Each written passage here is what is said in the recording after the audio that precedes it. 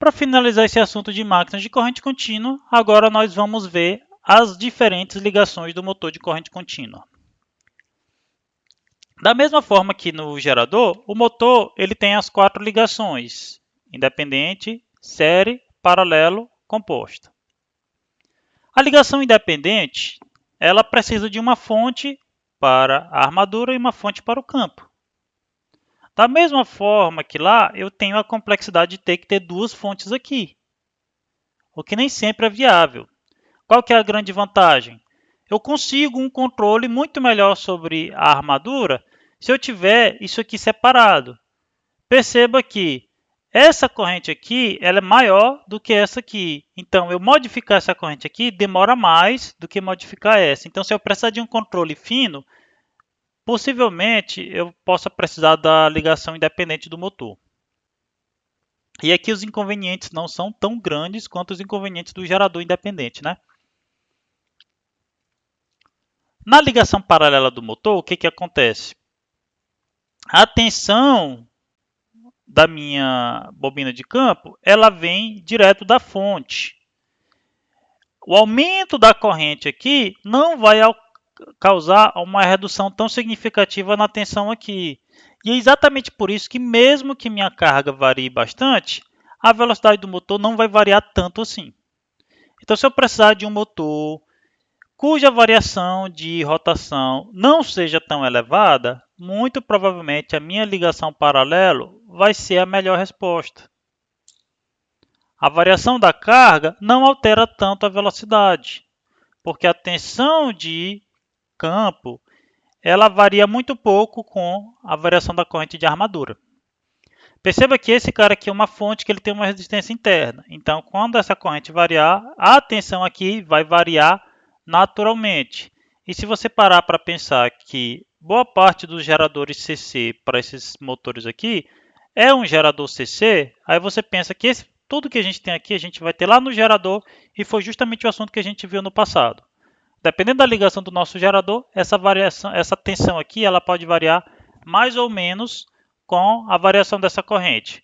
Se você precisa que a velocidade seja mais ou menos constante, você tende a optar pela ligação paralela.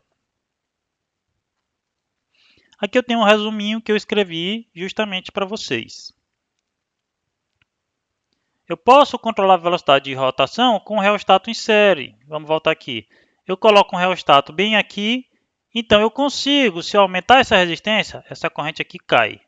Se eu diminuir a resistência, a corrente aumenta. Então eu consigo controlar a bobina de campo com extrema facilidade. Agora vamos para a ligação série. Na ligação série eu vou colocar a bobina de campo em série com a minha bobina de armadura. Qual que é a grande vantagem? Na hora que a minha carga precisa de mais corrente, essa corrente sobe na bobina de campo. Subindo a corrente na bobina de campo, naturalmente o torque vai aumentar. Então, o torque aumenta muito rapidamente com o aumento da corrente na ligação série. Só que, aumentando essa corrente, naturalmente a rotação vai cair. Então, veja que a variação de carga no motor CC série vai alterar muito mais a rotação do que na ligação paralela. Se você precisa de um motor com alto torque, você vai optar pela ligação série, mas aí você sabe que a variação de rotação vai ser maior. E aqui o resuminho da mesma forma. Eu tenho alto torque de partida, eu tenho alta velocidade de rotação com baixa carga e eu não devo utilizar esse motor sem carga de jeito nenhum. Se você tem um liquidificador, você sabe que você não vai ligá-lo sem o copo. Se você ligar sem o copo, você vai danificá-lo. Por quê? Porque ele vai girar muito rápido, porque não tem carga. O liquidificador, geralmente, ele é o que a gente chama de motor universal, que é um motor de corrente contínua adaptado para funcionar em corrente alternada. Vou falar mais um pouquinho dele ainda nesse vídeo, mas a gente detalha ele mais no final da disciplina, depois de estudar motores de indução. Outra coisa, se eu precisar controlar esse fluxo magnético, eu vou colocar uma resistência variável em paralelo aqui. Quando eu aumentar minha resistência, a corrente tende a preferir passar pela resistência de campo. Então, a corrente de campo vai ser maior.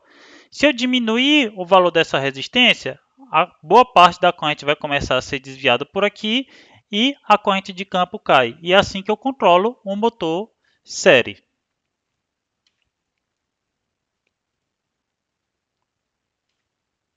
Por fim, nós temos a ligação composta. Eu tenho tanto a bobina de campo série quanto a bobina de campo paralelo. E qual que é o grande lance aqui? Eu posso colocar de forma aditiva ou subtrativa as minhas bobinas de campo série ou paralelo. Fica um pouquinho mais fácil da gente entender com gráficos. O que acontece? Na ligação composta aditiva, que aqui está como acumulativa, o comportamento é um pouco parecido com o motor série. À medida que a carga vai aumentando, o torque aumenta, a velocidade cai mais rapidamente. Então eu tenho a ter uma tendência de ter um pouco mais de torque do que na diferencial. Já na composta diferencial, depende de como eu ajustar, eu posso inclusive aumentar o torque à medida que a rotação aumenta. Só que naturalmente meu motor ele tem um limite de potência que ele entrega. Então significa que para o lado de cá eu vou ter menos potência. Se for o caso que você precisa, o motor está com carga parcial, ele precisa de menos torque, pois eu vou pegar e vou entregar menos potência. Se você quer que o torque varie mais ou menos linearmente com a potência, você vai usar a excitação composta diferencial. Então aqui está o comparativo de gráfico das ligações que a gente estudou hoje. Aqui são as curvas de corrente e tensão. Veja que na ligação série, à medida que eu vou subindo a tensão, a corrente vai subindo. Veja que na ligação composta, independente e derivação. Veja que no motor em derivação, aqui é, vamos dizer, a carga nominal, a potência do meu motor. Se eu tiver uma tensão menor, naturalmente a potência disponível no motor série vai ser menor. No motor derivação, se eu tiver uma carga menor, naturalmente a tensão vai ser maior, desculpa. Porque a tensão ela vai subir à medida que, como eu tenho uma corrente menor circulando, eu vou ter uma queda de tensão menor na minha resistência de armadura. Então a tensão de armadura vai ser maior. Por isso que na ligação paralelo, eu tenho a ter uma tendência uma tensão maior de armadura se a carga for menor. Ok? E para finalizar, se eu quiser inverter a rotação do meu motor, eu preciso inverter a polaridade de um dos enrolamentos e somente um. Se eu inverter os dois ao mesmo tempo, o motor vai continuar girando no mesmo sentido.